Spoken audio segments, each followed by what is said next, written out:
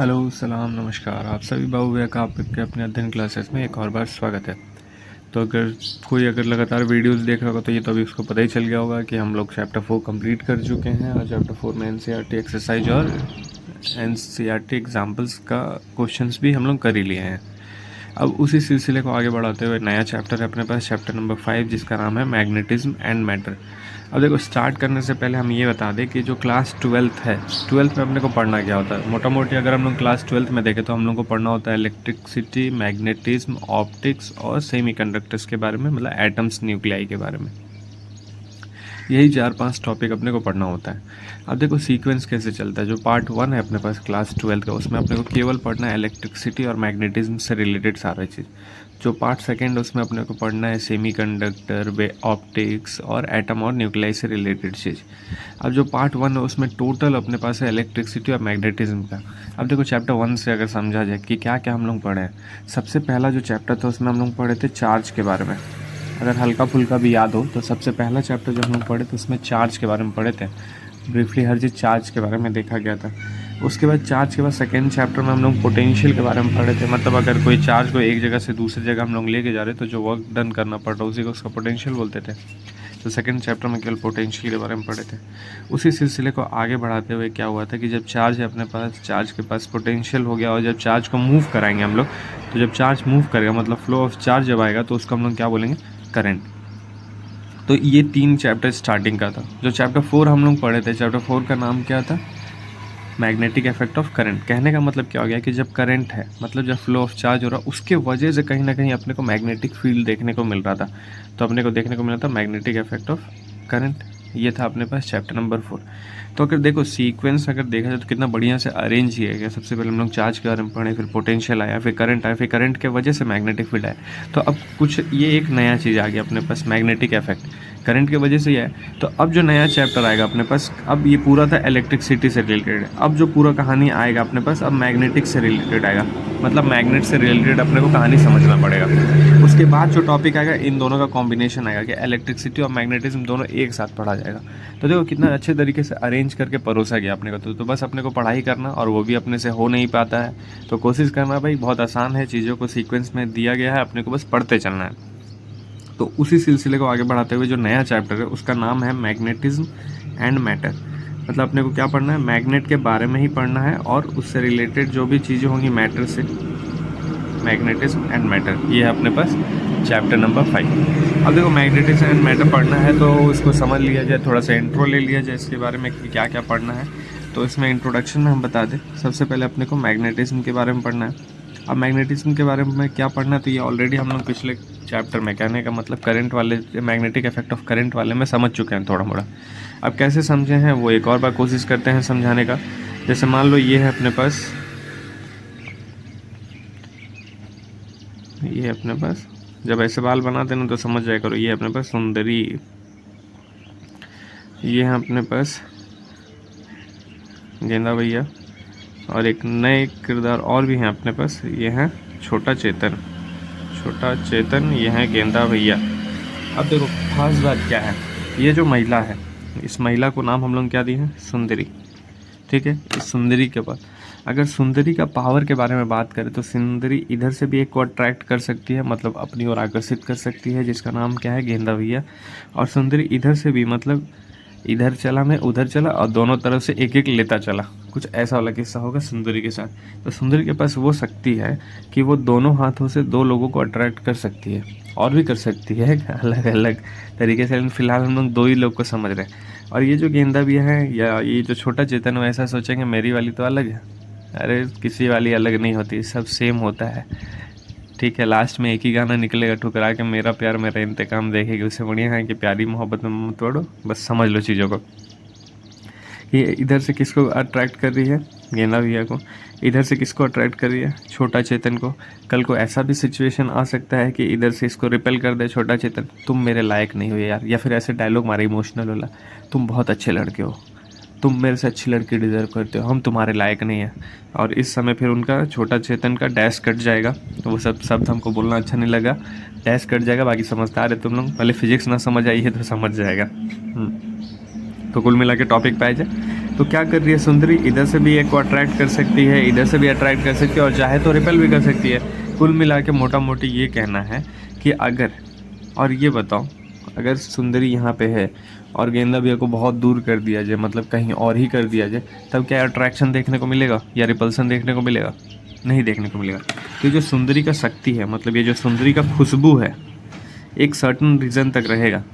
उस खुशबू, उस रीजन के बाहर उसका कोई पावर नहीं है। तो यहाँ पे भी मैग्नेट का कुछ ऐसा ही कहानी है। जैसे मान लो एक मैग्नेट है अपने पास, एक मैग्नेट है अपने पास, मैग्नेट के पास भी दो हाथ होगा। उस हाथ को हम लोग एक बार बोलेंगे नॉर्थ पोल, पोल बोला जाएगा, और एक को बोला जाएगा साउथ पोल। तो यहाँ जो मैग्नेट का हाथ है उसका पोल बोला जाएगा, एक का नाम हो जाएगा नॉर्थ पोल, एक का नाम हो जाएगा साउथ पोल। अब मैं नॉर्थ और साउथ ही नाम क्यों पड़ा ये भी आगे देख लिया जाएगा, ईस्ट वेस्ट क्यों नहीं पड़ा, या नॉर्थ ईस्ट नॉर्थ वेस्ट क्यों नहीं पड़ा, कुछ भी मतलब नॉर्थ साउथ ही क्यों पड़ा है वो भी आगे समझ लिया जाएगा। तो एक का नाम है नॉर्थ पोल, दूसरे का नाम है साउथ पोल। अब ये जो मैग्नेट है अपने आसपास एक रीजन क्रिएट करता है। जैसे ये गेंद सुंदरी थी, अपने आसपास एक रीजन क्रिएट की थी ना, उसके आसपास के लोग ही तो उसे अट्रैक्ट होंगे। अब ये अगर कहीं रह रही है, मान लो हम ही बता दें सोनभद्र में रह रही है, और ये सोनभद्र में रह के चाहे कि गोरखपुर के किसी को अट्रैक्ट कर ले तो पॉसिबल नहीं। वैसे तो सिचुएशन आज हो गया है डिजिटलाइजेशन की वजह से पॉसिबल है, लेकिन जनरली बात कर रहे हैं, लाइफ के बारे में बात कर रहे हैं। लाइफ अगर इसको यहीं पर रखा जाए, नो सोशल मीडिया, तब अट्रैक्ट करने की बात करें तो ऐसा हो नहीं सकता। तो ये अगर किसी मैग्नेट को रखा गया तो उसके आसपास एक रीजन क्रिएट हो जाता है। और ये पिछले वाले चैप्टर में भी इस रीजन का हम नाम बताए थे। उस रीजन का नाम होता है मैग्नेटिक फील्ड रीजन, इसको बोलते हैं मैग्नेटिक फील्ड रीजन। और ये जो है अपने पास मैग्नेट है, तो मैग्नेट के आसपास वैसा रीजन जहाँ पे दूसरे मैग्नेटिक मटेरियल पे असर देखने को मिलता है, उसको बोलते हैं मैग्नेटिक फील्ड रीजन। तो हम लोग इंट्रोडक्शन में यही था, बस ख़त्म हो गया। अब ये भी हम लोग देखे थे कि मैग्नेटिक फील्ड का यूनिट टेस्ला होता है, ठीक है, वो कौन सा क्वांटिटी होता है, वेक्टर क्वांटिटी होता है। तो यही कुल मिला के बेसिक इसका इंट्रोडक्शन था। अब इसको इंग्लिश में क्या लिखा जाएगा, तो सबसे पहले मैग्नेट है 2 पोल्स, कौन कौन सा, north and south, and space around the magnet in which other magnet and magnetic material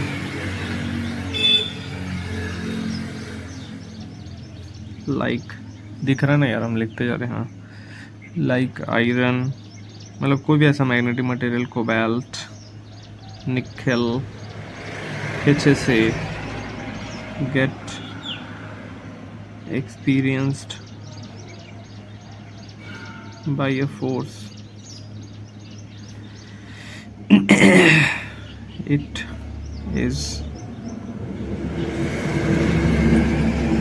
magnetic field। तो क्या देखने को मिला, मैग्नेट के पास 2 पोल होता है, नॉर्थ और साउथ पोल। अगर किसी मैग्नेटिक मटेरियल, मैग्नेटिक को उसके मैग्नेटिक फील्ड के मतलब मैग्नेट के आसपास रखा जाए और कोई फोर्स एक्सपीरियंस करे तो उसको हम लोग बोलते हैं मैग्नेट का मैग्नेटिक फील्ड।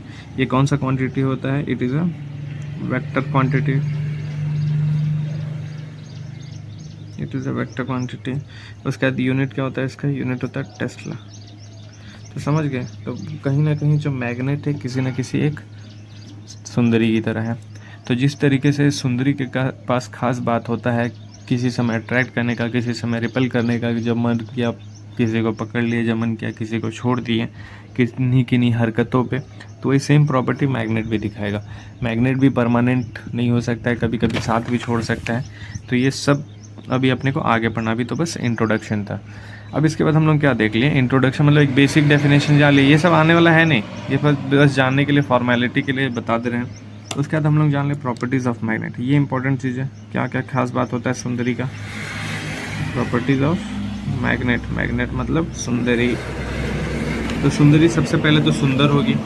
अब सुंदर होगी तो कहीं ना कहीं किसी ना किसी को अट्रैक्ट करेगी। तो सबसे पहले क्या हो गया, it attract magnetic material, magnet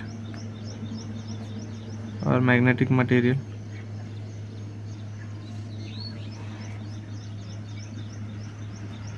ठीक है। अब लाइक में, लाइक ऊपर लिखे ही थे, क्या क्या हो सकता है। तो ये जो प्रॉपर्टी है, this is called attractive property. तब देखो सुंदरी सुंदर है तो क्या कर रही है, अट्रैक्ट कर रही है। तो अट्रैक्ट कर रही है तो उस प्रॉपर्टी का नाम क्या हो गया, अट्रैक्टिव प्रॉपर्टी। अब दूसरा पॉइंट, जब कभी भी सुंदरी पार्क जाएगी तो फोटो खिंचवाने के लिए एक स्पेशल पोज देगी, जिसको पाउच बोलते हैं, पाउट ही बोलते हैं ना शायद। हाँ, तो एक स्पेशल पोज देगी। तो वही कहानी मैग्नेट के साथ भी है। मैग्नेट को भी जब फ्रीली सस्पेंड किया जाएगा, मतलब लटकाया जाएगा, मैग्नेट को भी लटकाया जाएगा ना, तो एक पर्टिकुलर डायरेक्शन में अलाइन हो जाएगा। जैसे मान लो हम कहते हैं वो हो गया उसका पर्टिकुलर डायरेक्शन ये वाला, तो एक पर्टिकुलर डायरेक्शन में अलाइन हो जाएगा। तो ये जो पर्टिकुलर डायरेक्शन होता है मैग्नेट का, वो होता है जोग्राफिकल नॉर्थ साउथ। कहने का मतलब अर्थ का जिधर नॉर्थ रहेगा और साउथ रहेगा उसी डायरेक्शन में। जैसे मान लो अगर हम एक डायरेक्शन यहाँ बना दें, ये है नॉर्थ साउथ ईस्ट वेस्ट, ठीक है, दिख रहा होगा। अगर हम मैग्नेट को ऐसे लटकाएंगे, मतलब ऐसे सस्पेंड किए हैं और ऐसे पकड़ करके हैं, तो हम उसको अगर छोड़ेंगे तो अपने आप इस डायरेक्शन में आ जाएगा, मतलब नॉर्थ साउथ डायरेक्शन में आ जाएगा। तो जो अर्थ का नॉर्थ साउथ डायरेक्शन, तो उस डायरेक्शन में मैग्नेट आ जाता है। तो इस वाले प्रॉपर्टी को बोलते हैं डायरेक्टिव प्रॉपर्टी। तो इसको लिख लिया जाए, when magnet suspended freely it align itself in the geographical north south.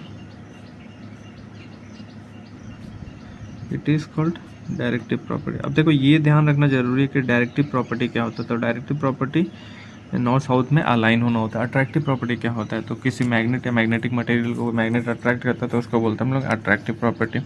तो दो प्रॉपर्टी हम लोग देख लिए।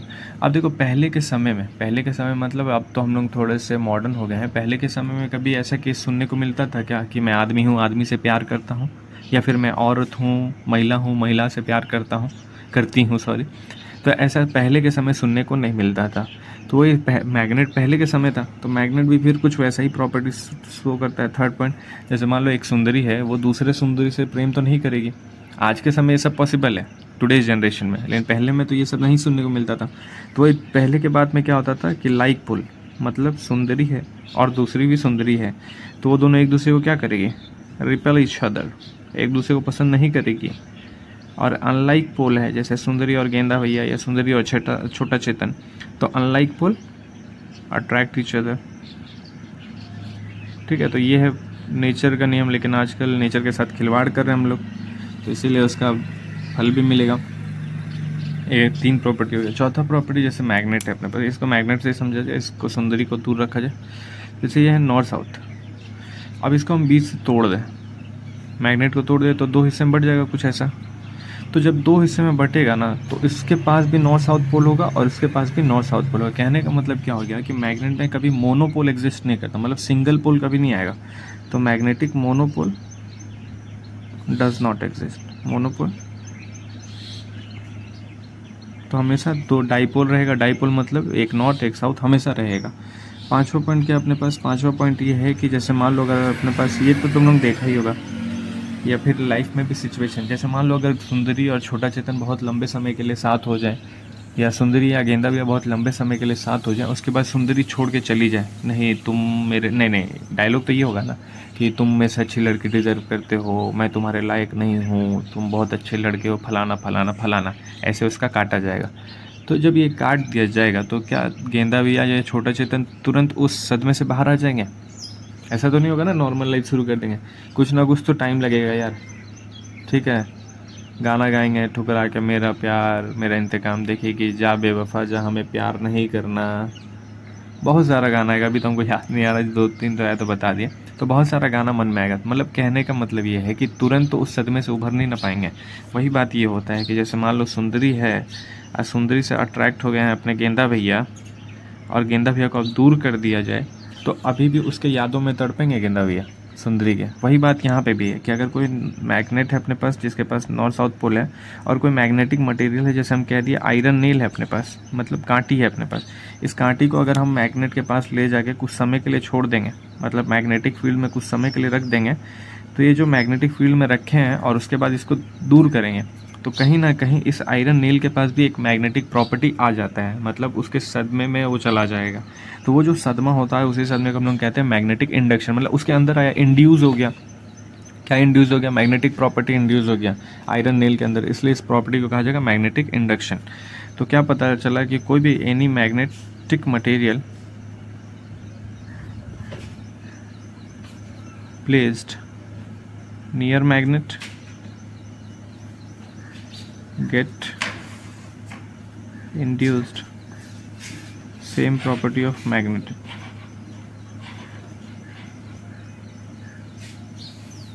Hence this is magnetic induction. समझ आया? तो वो जो सदमा है, सदमे से उभरना नहीं पाना, उसी को कहते हैं मैग्नेटिक इंडक्शन। तो यहाँ मैग्नेट से रिलेटेड बात हो रहा। अब इसके बाद हम लोग क्या कर ले, ये कुछ बेसिक प्रॉपर्टी हो गया, 5 प्रॉपर्टी हो गया अपने पास इसका, मैग्नेट का। अब सम मोर डेफिनेशन, कुछ और भी डेफिनेशन, लेकिन अब इसको लिख के नहीं, डायग्राम बना के समझा जाएगा। सम मोर डेफिनेशन, उस डेफिनेशन में देखो क्या क्या है। सबसे पहले आता है अपने पास यूनिफॉर्म मैग्नेटिक फील्ड। ये तो पता ही होगा यूनिफॉर्म मतलब क्या हो गया, एक बराबर। जैसे स्कूल में भी यूनिफॉर्म हम लोग पहनते हैं। यूनिफॉर्म क्यों पहना जाता है? ताकि सब कोई एक बराबर हो, कोई बड़ा छोटा ना हो, इसी वजह से। मतलब बड़ा छोटा मतलब डिफरेंस ना करें किसी के पर्सनैलिटी में, ठीक है। ये हो गया। ये जो एरो हम लोग बनाते हैं, इस एरो को अगर एक बराबर रखें हैं तो ये हो गया अपने पास यूनिफॉर्म मैग्नेटिक फील्ड। और इसको कम ज़्यादा करते हैं, जैसे मान लो ये हो गया, ये हो गया, फिर ये हो गया, कुछ ऐसा हो गया, तो ये हो गया नॉन यूनिफॉर्म मैग्नेटिक फील्ड। अगर यूनिफॉर्म मैग्नेटिक फील्ड है तो पिछले चैप्टर में हम लोग देखे थे मैग्नेटिक फील्ड को 2 तरीके से बताएंगे, एक अंदर की तरफ, एक बाहर की तरफ। तो ये जो सिंबल था क्रॉस वाला, वो क्या बता रहा था? इनसाइड।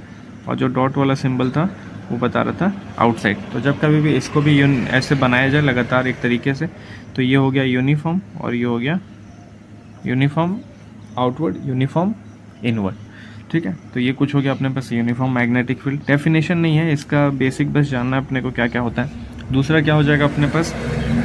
Magnetic pole. तो मैग्नेटिक पोल्स तो अभी हम लोग देखें, लेकिन एक और बात थोड़ा सा समझ लिया जाए मैग्नेटिक पोल्स। तो जैसे देखो ये हो गया अपने पास मैग्नेट। अब मैग्नेट है तो कहीं ना कहीं इसके आसपास मैग्नेटिक फील्ड होगा, इसको हम लोग कहेंगे मैग्नेटिक फील्ड लाइंस। तो मैग्नेटिक फील्ड लाइंस जो है कहीं ना कहीं पोल्स के पास ज़्यादा होता है। तो कहने का मतलब ऐसा पॉइंट, द पॉइंट वेयर, जहाँ पे मैक्सिमम मैग्नेटिक फोर्स होगा। मतलब इस पूरे मैग्नेट में अगर हम लोग देखें सबसे ज़्यादा मैग्नेटिक फोर्स कहाँ हो सकता है, तो सुंदरी में सबसे ज़्यादा मैग्नेटिक फोर्स उसके बाहों में हो सकता है, क्योंकि डायलॉग मारेंगे उसके हाथों में एक अलग ही नशा है। छोड़ो वो सब बातें, कहीं और चले जाएंगे हम लोग। तो यहाँ पे है the point where maximum magnetic force, उसी को हम लोग कहेंगे इज इट्स मैग्नेटिक पोल। तो जहाँ पे ऐसे जगह जहाँ पे मैक्सिमम मैग्नेटिक फोर्स देखने को मिलता है उसी को हम लोग क्या कहते हैं? Magnetic pole. और it always lie inside the magnet, always lie inside the magnet. तो ये जो अट्रैक्टिव करने का या जो फोर्स वाला क्षमता है हमेशा कहाँ रहेगा? उसके अंदर रहेगा, मैग्नेट के अंदर रहेगा। उसके बाद आता है अपने पास, देखो जब हम लोग बात कर ले कि मैग्नेटिक पोल्स जो है हमेशा मैग्नेट के अंदर रहेगा, तो इसी सिलसिले में आप देखा जाए एक बार पोल्स को बनाया जाए, एक अच्छे से बनाया जाए। जैसे ये हो गया मैग्नेट, ये हो गया नॉर्थ पोल, ये हो गया साउथ पोल। तो यहाँ पे 2 लंबाई देखने को मिलता है। एक होता है पोल्स के बीच का दूरी, मतलब ये हो गया पोल्स, इनके बीच का दूरी, और एक जो है मैग्नेट उसका लंबाई। तो ये जो मैग्नेट का लंबाई होता है इसको हम लोग बोलते हैं जियोमेट्रिक लेंथ। मैग्नेट जितना लंबा है उसको बोलते हैं जियोमेट्रिक लेंथ। और मैग्नेट का जो पोल है, पोल के बीच का जो लंबाई होता है उसको हम लोग बोलते हैं मैग्नेटिक लेंथ। ये दोनों चीज़ याद रखना, ठीक है। कहने का मतलब क्या हो गया कि अगर अपने पास मैग्नेटिक लेंथ और ज्योमेट्रिक लेंथ को देखेंगे, तो अगर 100 सेंटीमीटर का हम लोग मैग्नेट लिए हैं तो जो ज्योमेट्रिक लेंथ होगा उससे कहीं ना कहीं छोटा हो जाएगा। तो कितना हो जाता है? 84 सेंटीमीटर का हो जाता है। तो कुल मिलाकर अगर बात करें, यहाँ जो मैग्नेटिक लेंथ होगा लेस देन होगा किससे? ज्योमेट्रिक लेंथ से। अब इन दोनों का रेशियो निकाला जाता है, तो रेशियो कितना आता है? 0.84। वही जो अभी हम बात किए कि अगर ज्योमेट्रिक लेंथ 100 सेंटीमीटर का है तो मैग्नेटिक लेंथ कितना का हो जाएगा? 84 का। तो रेशियो कितने का आ जाता है? 0.84 का। तो ये याद रखना, ये थोड़ा सा इंपॉर्टेंट चीज़ है। उसके बाद तीसरा पॉइंट इसमें आ जाता है अपने पास मैग्नेटिक एक्सिस एंड इक्वेटर। देख रहे हो ना भाई? चलो थोड़ा सा ऊपर खिसका देते हैं। मैग्नेटिक एक्सिस एंड इक्वेटर, तो देखो उसमें हम लोग देखे थे सोलेनॉइड का एक्सिस आया था। तो एक्सिस मतलब क्या है? एक ऐसा लाइन जो मैग्नेट के थ्रू पार करेगा। तो ये हो गया अपने पास मैग्नेट, ठीक। ये जो लाइन है जो मैग्नेट के थ्रू पार कर रहा है इसको हम लोग बोलते हैं मैग्नेटिक एक्सिस। हो गया मैग्नेटिक एक्सिस। और मैग्नेट को 2 पार्ट में डिवाइड जो कर दे रहा है, जो लाइन तो मैग्नेट को 2 पार्ट में डिवाइड कर दे रहा है, इसको हम लोग बोलते हैं मैग्नेटिक इक्वेटर। फिर से हम कुछ याद दिलाते हैं जो पहली बार इस वीडियो को देख रहा होगा कि यहाँ पे हम राइटिंग का उतना ख्याल नहीं रखते हैं। नोट्स वोट्स मिल जाएगा साइड में, हम पीडीएफ बना के ज़रूर नोट्स प्रोवाइड कर देंगे। यहाँ पे कोशिश करना है समझने का, और हम डायग्राम और डेरिवेशन में कोशिश करते हैं अच्छे से करने का। तो ये सब राइटिंग थोड़ा सा इग्नोर करना, जो लिख रहे हैं वो बोल ही रहे हैं। लिखना हो तो तुम लोग सुन के लिख ही सकते हो, वैसे हम नोट्स दे देंगे, ठीक। इसके बाद हम लोग बात करते हैं, ये तो बेसिक प्रॉपर्टी हो गया। अगर याद हो हल्का फुल्का तुम लोगों को, तो चार्ज वाले में एक कूलाम नाम का कुछ आ रहा था, कूलाम लॉ नाम का कुछ आ रहा था, याद है हल्का फुल्का? याद आ रहा? चलो कोई बात नहीं, याद नहीं आ रहा तो यहाँ पे सीख लिया जाएगा। तो जब कभी भी अपने को ऐसा देखने को मिलता है ना कि वहाँ पे भी देखो चार्ज में रिलेट करते चलो, पढ़ाई बहुत आसान हो जाएगा। चार्ज में भी अगर हम लोग बात कर लें, पॉजिटिव चार्ज एक साथ ले आते तो क्या होता? एक दूसरे को रिपेल करता। पॉजिटिव नेगेटिव ले आते तो क्या होता? एक दूसरे को अट्रैक्ट करता। वही कहानी यहाँ पे भी तो है। अगर हम नॉर्थ पोल एक साथ लेंगे तो एक दूसरे को रिपेल करेगा, नॉर्थ साउथ लेंगे तो एक दूसरे को अट्रैक्ट करेगा। तो कहीं ना कहीं सिमिलर कहानी तो चल रही है एक तरह से। तो जब सिमिलर कहानी चल रहा है तो फिर से सिमिलर आदमी को बुलाना पड़ेगा अपने को। कूलाम, स्पेलिंग देख लेना भाई, हमको पता नहीं स्पेलिंग। कूलाम लॉ इन किसमें लगाना अपने को? मैग्नेटिज्म। जो वहाँ था वही यहाँ पे भी होगा, बस थोड़ा सा शब्दों में फिर आएगा। जैसे देख लो, एक पोल ये है, दूसरा पोल ये है। इन दोनों के जैसे एक चार्ज होता था, दो चार्ज होता था, उन दोनों के बीच का दूरी आर होता था, याद है हल्का फुल्का? यही तो ले रहे हैं यहाँ पे भी। तो दो पोल है अपने पास, एक पोल का नाम बोल देंगे QM1 और एक का नाम बोल देंगे QM2। अब Q तो नहीं बोल सकते क्योंकि Q होता है चार्ज के लिए। तो क्या हमने कर लिया, लेट अस कंसीडर 2 पोल। तो अपने पास क्या हो गया, 2 पोल हो गया। और पोल स्ट्रेंथ, और पोल का जो स्ट्रेंथ है, मतलब जो पोल के पास ताकत होगा, जो सुंदरी का ताकत है, वो कितना है? QM1 and QM2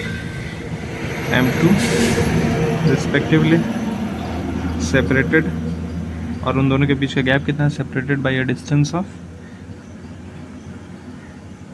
R in vacuum. तो यही बात तो वहाँ पे होता था, कूलाम्स लॉ, याद है हल्का फुल्का? चलो कोई नहीं, कोई ज़रूरत नहीं याद करने का। उसके बाद हम लोग क्या देखते थे, जो भी इनके बीच का फोर्स होगा, इन पोल्स के बीच का जो फोर्स होगा, वो डायरेक्टली प्रोपोर्शनल होगा product of magnetic pole strength. यहाँ वहाँ पे चार्ज होता था, यहाँ मैग्नेटिक पोल स्ट्रेंथ। फिर inversely proportional to the square of distance between them. उसके बाद इन दोनों को कंबाइन कर देते हम लोग, दिख रहा ना यार? हाँ, इन दोनों को कंबाइन करते थे, QM1 QM2 अपॉन में R²। फिर ये जो प्रोपोर्शन वाला साइन है उसको हटाएंगे, तो प्रोपोर्शन वाला साइन हटाएंगे तो कांस्टेंट आएगा, जिसको क्या बोलते हैं? QM1 QM2 अपॉन में R²। और यहाँ पे जो K का वैल्यू होगा, जो पिछले चैप्टर में था वही होगा, K का वैल्यू हो जाएगा μ0 अपॉन में 4π। तो ये अपने पास हो गया कूलाम्स लॉ इन मैग्नेटिज्म। तो यहाँ तक हम उम्मीद करेंगे सबको समझ आएगा, जो भी इस वीडियो को लगातार देख रहा होगा। वैसे तो पता नहीं कौन देख रहा है, कौन नहीं देख रहा, कौन लगातार देख रहा है, कौन कितना देख रहा है। हमको आ रहा है बनाने का मन तो हम वीडियो बना रहे हैं, बाकी तुम लोगों की मर्जी, देखना है देखो, नहीं तो कंप्लीट नहीं करेंगे सेंटेंस। समझदार को इशारा काफ़ी। अब इसके बाद हम लोग बात करते हैं एक नया चीज़ में क्या है अपने पास, थोड़ा सा पेज टर्न कर लिया जाए, ये सब मैनेज कर लिया। नया चीज़ में है अपने पास रिलेशन किसके बीच में निकालना है? तो गेंदावी और सुंदरी के बीच में ये रिश्ता क्या कहलाता है अपने को बताना है। एक नया सीरियल, एक नया, क्योंकि पढ़ाई लिखाई तो हो नहीं पाएगा, सीरियल ही बना देते हैं हम लोग, यही सब करते हैं। यही सब करो, पढ़ाई लिखाई मत करना, चुपचाप देखो इधर। तो जो अगला टॉपिक है या हेडिंग है वो है रिलेशन, वो भी किसके बीच में? रिलेशन बिटवीन, एक हो गया μ0, एक हो गया ε0। कहने का मतलब रिलेशन निकालना अपने को किसमें? परमिएबिलिटी और परमिटिविटी में। तो परमिएबिलिटी और परमिटिविटी में क्या रिलेशन आता है वही निकालना अपने को। वो कैसे निकलेगा तो देखा जाए। सबसे पहले अगर हम लोग बात कर लें परमिटिविटी वाले में, तो 1/4π ε0 का वैल्यू कितना था? 9 × 10⁹ ये था। तो यहाँ लिख दो, वी नो करके झूठ लिख दो, मालूम नहीं है फिर भी झूठ लिख दिया करो। वी नो करके 1/4π ε0 9 × 10⁹ और अभी हम लोग जानते हैं कि जो वैल्यू होता है μ0 का वो होता है 4π × 10⁻⁷। अगर यहाँ से μ0/4π का निकालना चाहें ऑल्सो करके यहाँ लिख दो, तो ये आ जाएगा 10⁻⁷। तो एक इक्वेशन ये हो गया, एक इक्वेशन ये हो गया। तो फ्रॉम फर्स्ट एंड सेकंड, या फिर ऐसा बोलते फर्स्ट डिवाइडेड बाय सेकंड। तो जब फर्स्ट डिवाइड करेंगे सेकंड से तो कुछ यही देखने को मिलेगा अपने को। अब जब इसको रीअरेंज करेंगे तो क्या देखने को मिलेगा? 4π पर 4π कैंसिल, तो μ0 अपॉन 1 अपॉन में अब साइलेंट नॉट और म्यू नॉट हो जाएगा, और यहाँ पे 9 इंटू 10⁻², देखने को मिलेगा। 2 ही ना ऊपर जाएगा 7, 9 7 16 देखने को मिलेगा, ये देखने को मिलेगा। अब इसको फिर से थोड़ा सा इधर उधर कर दे। इधर उधर कहने का मतलब क्या है कि क्रॉस मल्टीप्लाई। तो अगर हम इसको ऐसे लिख दें तो किसी के शेरवानी में कोई परेशानी बताओ, दिख रहा है ना? पहले ये बता दो। हाँ, ऐसे लिखें। ऐसे लिखने का कारण क्या है? क्योंकि ये 3 इंटू 10⁸ कुछ होता है, याद आ रहा है कुछ? ये हो गया 1/c², म्यू नॉट अपॉन में एप्सिलॉन नॉट। और अगर यहाँ से देखा जाए, यहाँ से अगर मान लो c का वैल्यू निकालना चाहें, या फिर एक रिलेशन तो ये भी बोल सकते हैं कि म्यू नॉट एप्सिलॉन नॉट किसके बराबर है, तो 1/c² के। या यहाँ से अगर c का वैल्यू निकाले तो c का वैल्यू क्या हो जाएगा? 1/√μ नॉट एप्सिलॉन नॉट। तो एक तरीके से अगर हमको रिलेशन निकालना है म्यू नॉट और एप्सिलॉन नॉट के बीच में, तो ये दो इक्वेशन आ गया अपने पास और ये दो रिलेशन आ गया अपने पास, ऐसा हम बोल सकते हैं। तो कुछ था नहीं, आसान था, ये बहुत हार्ड था भी नहीं। ठीक है, उम्मीद करते हैं समझ आया होगा। अब हम लोग बढ़ते हैं डाइपोल की तरफ। डाइपोल, इलेक्ट्रिक डाइपोल याद है? इलेक्ट्रिक डाइपोल देखो, हम बोल रहे हैं ना रिलेट करते हुए चलो, जो उसमें पढ़े तो वही इसमें पढ़ना है, बहुत टफ है नहीं। रिलेट करते हुए चलेंगे तो अपने को आसान रहेगा और पिछला चीज़ भी रिवाइज होता चलेगा। हम तो ये भी बोलेंगे पीछे जाके देख लिया करो क्या क्या पढ़े हैं, कैसे पढ़े हैं। ठीक है, तो अब अगला जो हेडिंग है अपने पास है मैग्नेटिक डाइपोल। तो आज के टॉपिक में या फिर आज के वीडियो में हम लोग डेरिवेशन, क्योंकि आज बेसिक ही देखें, तो जो नेक्स्ट वीडियो को उसमें हम लोग डेरिवेशन वगैरह करेंगे। अभी हम लोग जितना बेसिक डेफिनेशन था वो सारा चीज़ जान लिया, तो उसी को सिलसिले को आगे बढ़ाते हैं। आपके अपने पास मैग्नेटिक डाइपोल। मैग्नेटिक डाइपोल पढ़ने से पहले फिर से हम बोलेंगे, याद कर लो एक बार इलेक्ट्रिक डाइपोल। इलेक्ट्रिक डाइपोल में क्या था कि दो पोल था अपोजिट नेचर का, उन दोनों को सेपरेट कर रहे थे किसी डिस्टेंस से। तो मैग्नेटिक डाइपोल का फॉर्मूला आता था charge into separation between them, कुछ ऐसे याद था। वही चीज़ यहाँ पे होगा। मैग्नेटिक पोल क्या हो जाएगा? 2 इक्वल एंड अपोजिट। देखो, हम कोशिश ऐसी करते हैं कि जैसे एक बच्चा सोच सकता है या करेगा, उसी तरीके से पढ़ाने का भी। तो 2 equal and opposite pole separated by a distance. कौन सा डिस्टेंस होता है वो? Separated by a small distance is called magnetic dipole. ठीक है, अब इसको थोड़ा सा फिगर वाइज बना दिए। जैसे मान लो ये हो गया नॉर्थ पोल, ये हो गया साउथ पोल। सबसे पहले तो दो अपोजिट पोल हो गया और इक्वल लेना है, ये याद रखना, इक्वल एंड अपोजिट पोल। और इन दोनों के बीच का सेपरेशन कितना ले लेंगे? एक स्मॉल सेपरेशन, जिसको हम लोग क्या बोल देंगे? 2L बोल देंगे। इसी QM1 बोल रहे थे, इसी को QM2 बोल रहे थे, अगर याद हो कुलाम्स वाले में। तो दो पोल हो गया, उन दोनों के बीच में स्मॉल सेपरेशन 2L ले लिया। तो अगर मैग्नेटिक डाइपोल मोमेंट निकालना अपने को, तो वो क्या हो जाएगा? आइदर चार्ज या आइदर मैग्नेटिक पोल, तो QM बोल देते हैं, into separation between them 2L हो गया। तो अगर हम लोग बात कर ले मैग्नेटिक डाइपोल निकालने का, तो वो हो गया QM कहने का मतलब क्या है? Magnetic, either magnetic dipole into separation between them. अब अगर याद हो, देखो रिलेट करते हो, अगर याद हो तो उसका डायरेक्शन क्या होता था इलेक्ट्रिक डाइपोल में? नेगेटिव टू पॉजिटिव होता था। तो यहाँ पे अगर हम लोग बात कर लेंगे डायरेक्शन, तो direction is from south to north. अगर साउथ टू नॉर्थ हो रहा है और इलेक्ट्रिक वाले में नेगेटिव टू पॉजिटिव होता है, तो यहाँ पे कंपेयर अगर करेंगे किससे? Comparing with charge. दिख रहा ना यार, लिखते चले। हाँ, कंपेयरिंग विथ चार्ज से कंपेयर करने पे, तो यहाँ पे नेगेटिव चार्ज के बराबर क्या है अपने पास? है साउथ पोल, और पॉजिटिव चार्ज के बराबर क्या है अपने पास? North pole. मतलब यहाँ पे हम लोग नॉर्थ पोल को पॉजिटिव मान रहे हैं और साउथ पोल को नेगेटिव मान रहे हैं। तो कुल मिला के आज का यहीं तक रहने देते हैं। फिर से आधे घंटे का वीडियो बन गया। आधे घंटे से ज़्यादा अपने को बढ़ना नहीं है, क्योंकि उतना, उससे ज़्यादा तुम लोग झेल नहीं पाएगा और उससे ज़्यादा हम भी बना नहीं पाएंगे, क्योंकि उतना ही लिमिट है मोबाइल का, नेट का, हर चीज़ का क्षमता देखते हुए। आधे घंटे का वीडियो काफ़ी है, लेकिन रोज़ मिलेगा। बीच बीच में कभी इधर उधर अगर हम चले जाते हैं तो ही नहीं अपलोड हो पाता है वीडियो। बाकी वीडियो रोज़ मिलेगा। हम कोशिश ये करेंगे कि तुम लोग भी रोज़ देखेगा, पढ़ेगा, समझेगा, सुनेगा, समझ आएगा, नहीं आएगा पूछेगा हमसे। ठीक है, तो बिना किसी देरी के अब वीडियो बंद किया जाए। तब तक के लिए धन्यवाद और सारे लोग अपना ख्याल रखो।